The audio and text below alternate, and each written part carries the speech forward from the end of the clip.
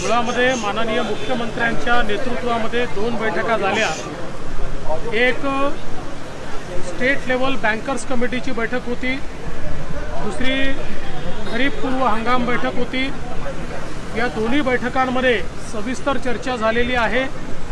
विशेषतः आज आम्ही रिझर्व्ह बँकेच्या प्रतिनिधींना, स्टेट बँकर्स कमिटीला हे सांगितलेलं आहे की प्रत्येक वेळी तुम्ही या बैठकीत सांगता की शेतकऱ्यांवर सिबिलची अट लागू करणार नाही आणि त्यांना सिबिलचं कारण देऊन त्या ठिकाणी तुम्ही कर्ज नाकारता हे खपवून घेतलं जाणार नाही। जे तुम्ही इथे सांगता तेच बँकांनी त्या ठिकाणी पाळलं पाहिजे आणि जर बँका अशा प्रकारे सिबिलची अट टाकणार असतील तर आम्ही त्यांच्यावर FIR दाखल करू आणि हे तुम्ही तुमच्या सगळ्या ब्रँचेसला कळवा असं स्पष्टपणे सांगितलेलं आहे।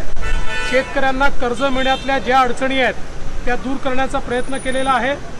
खरीप पूर्व जी काही बैठक आहे या बैठकीच्या संदर्भात बियाण्यांची उपलब्धता, खतांची उपलब्धता, विशेषतः यावेळी प्रयत्न आहे की DAPचा वापर कमी होऊन त्या ठिकाणी नॅनो युरियाचा वापर वाढला पाहिजे, कारण जगभरामध्ये आता हळूहळू DAPची कमतरता ही भासते आहे आणि म्हणून तो देखील त्याच्यावर भर आपण देतो आहे।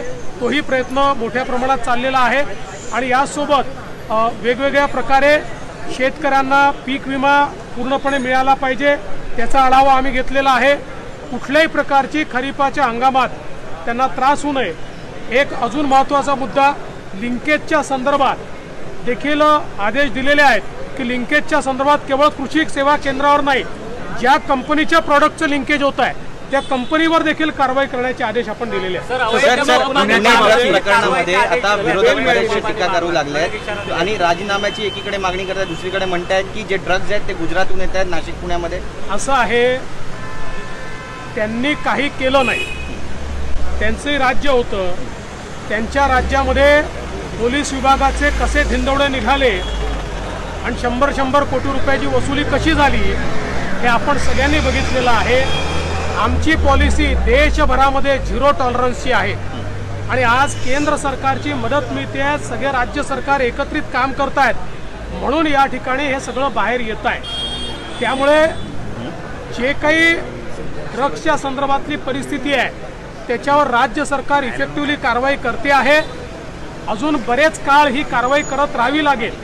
आमचा 0 टॉलरन्स पॉलिसी आहे। जो कोणी याच्यामध्ये सापडेल, पोलीसवाला असेल त्याच्यावर कारवाई होईल, अजून कोणी हॉटेलवाला असेल त्याच्यावर कारवाई होईल।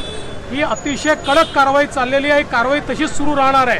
त्यामुळे मला असं वाटतं विरोधकांनी याचं राजकारण करू नये आणि राजकारण करायचं असेल तर मग त्यांच्या 2.5 वर्षात काय घडलं ही प्रत्येक गोष्ट मला सांगावी लागेल। या ड्रग्सच्या संदर्भात त्यांच्या काळामध्ये काय काय होत होतं हे देखील मला सांगावं लागेल।